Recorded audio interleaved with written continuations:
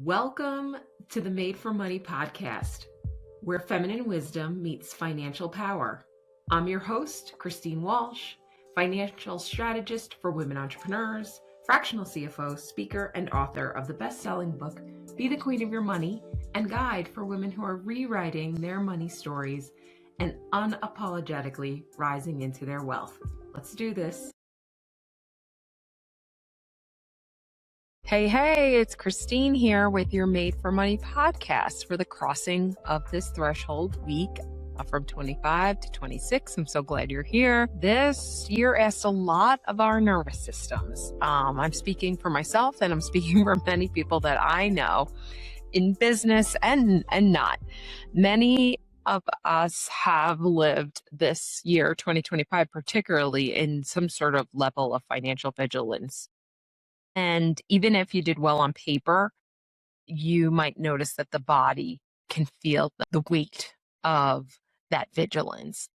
And so many of you have mentioned that to me, and that you couldn't wait for this liminal week between Christmas holiday and the New Year's holiday to be here, including myself, so you can rest. And I felt it too, 100%. So that's why I thought this week's episode on Made for Money is so timely, because for us to increase our financial largesse, we would like to open that container, the capacity, and it needs to be safe to do that for us to be open to receiving. It's the main issue I see in women struggling to make more money, that it's unsafe to make more money. That's the main thing that I hear and I see.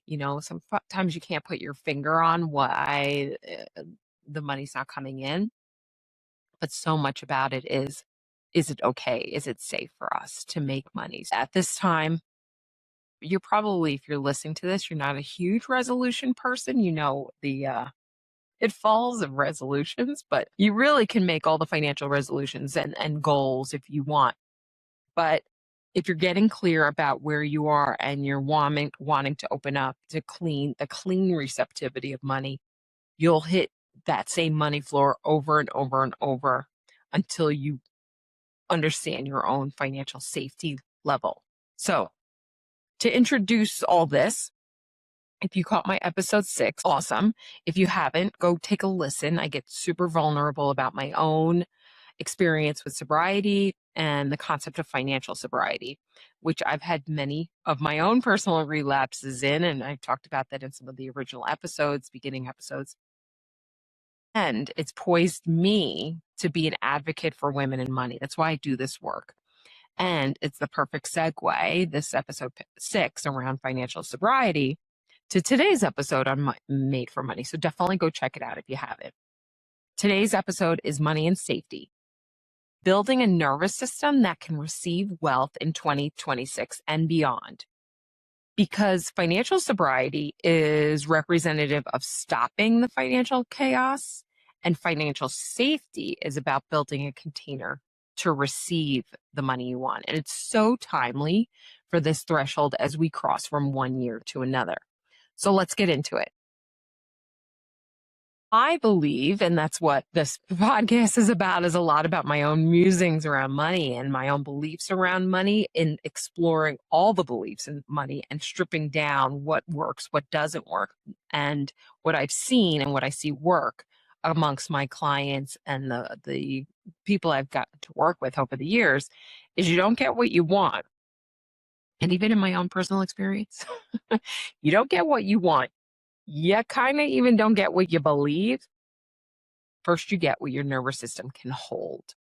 So you don't get what you want. You don't get necessarily what you believe, because first you have to get what your nervous system can hold. And that's why just wanting more and doing all the right things, the strategies, etc., may not be bringing you the goods.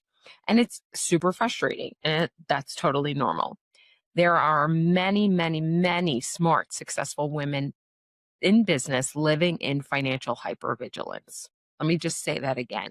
There are many, many, many, many successful women business living in financial hypervigilance. Very many areas of business that are very conscious based. And there's many reasons why, right? Like we have the traditional scope of how we manage money, and the models we've been shown.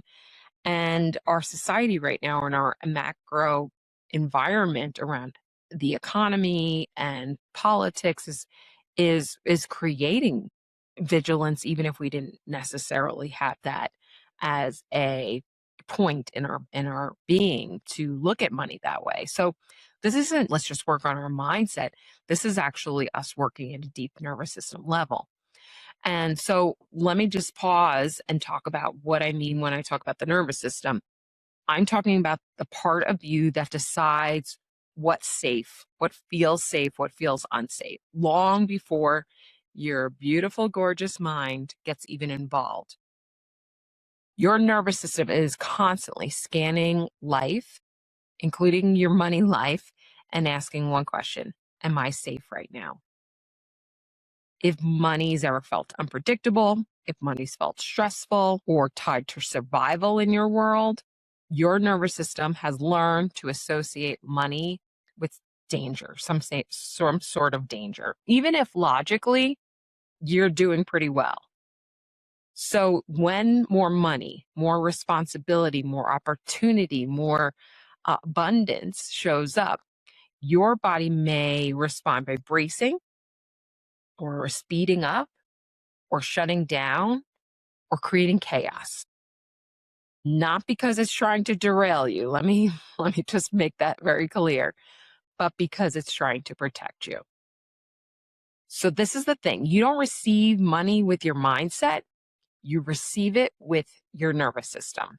You don't receive money with your mindset. You receive it with your nervous system, because your body is a representation of what's available for you to receive, including money, because money is an energy. Your nervous system is your body's safety system. It decides what you can relax into and what you need to defend against. And would you agree, ladies, that there's a lot to defend against these days? And money, for many of us, has lived in the category of danger, risk, especially for women. So how does money live in the body and in the nervous system? Well, so much of it starts with the money stories and the first things we've heard about money when we were kiddos up until about age 10. We've heard things, and those really, like, we're the sponge. You probably have heard this analogy for subconscious minds. At that age, we're receiving all of this information from our environment. And that's where the start of this level of money awareness occurs in the nervous system and in the body. So it can start there. It can start about past relationships and money challenges, right? The emotional pain body holds on to traumas around money. Maybe we've had failed business ventures. I think about the time when I lost my home to foreclosure. That sat with me. That put me at a level in my nervous system of money, and it is dangerous. Debt, holding on to debt and having debt puts ourselves in a place of nervous system dysregulation. Losing money, paying out for things that you did feel like you didn't get a return on. That could be the investments or something, or even seeing someone else you super duper care about in any of these situations. Failed business ventures, having it. I was just about to curse. I could curse my own podcast. Having a shit ton of debt, losing money, seeing somebody you care about go through some big money challenges in their life. Because the body learns first. The body takes it in first through all of its sensory awarenesses, and it moves quickly. It learns quickly. It learns quickly that money equals danger. It equals unpredictability. It equals abandonment, perhaps, and shame. And then it shows up out in the world as under-earning, overworking, underpricing, or overspending. It shows up in avoiding our numbers. It shows up in us procrastinating about making financial decisions, whether that's, it's all again in the space of protecting ourselves. And it's super not creating the financial security we want so deeply. Financial unsafety is not creating financial security. So this lovely nervous system is just protecting you. And it's hard to be thankful for something like that because it looks so crappy on paper. And the cost of financial unsafety. Well, I don't need to name it because you're probably feeling it if you've experienced any of this. Your chronic financial vigilance creates scenarios where even good months don't feel good. Anyone felt like that before? You can't rest. You're not planning long term because you're in kind of survival mode. I think of the blinders real close in. You can't receive the money that is coming in without thinking like, when will the other shoe drop? Where will that money go? It comes in and it goes out. Expansion in your business feels like danger to the body. You might even get sick as expansion happens. And this is why I stand on my soapbox or this podcast that strategy alone is not working, particularly for women. Strategy is very important to a financial management system and a healthy financial relationship. It's what we've been taught around money, but the body, as the book is called, keeps the score. But if the body is not on board, then the business and the revenue, the profitability is not on board either. And ultimately, this also could result in massive, toxic health that physically shows up, which I believe is unacceptable because I don't believe we were put on this gorgeous planet in this day and age to struggle through money. And again, why I do this work. So let's get real. How to access your financial safety. So, and you may have even heard of this. So this is why just the idea of financial safety, real financial safety. Financial safety is not you having a gazillion dollars in the bank. It's actually having a nervous system and a internal financial safety bank that you can trust. This is where the work comes in because you need to define what that safety level is for you. Everyone is different. To experience safety, right? Like you could walk into a room with all your loved ones and feel safe. And then you could walk into another room where you don't know anyone and not that you don't feel unsafe, but you may feel like, okay, where am I in this? Like you're scanning for like, is this safe? Is it not? Right? So that difference and that contrast to feel it. So you need to define what financial safety looks like for you because everyone is different. But common definitions could be predictable cash flow, planned cash flow. And reminder, as I'll get into as we go down the episodes, is we're not going for perfect cash flow. We're going for visibility. Can we see what's going to happen down the line? And systems that support structures and not, having surprises pop up. Establishing standards around spending and clients and pricings that feel super aligned. The financial security and safety isn't about certainty because that's unmovable, right? Certainty is hard and rigid. There's certain things to be certain about, but financial safety isn't one of them.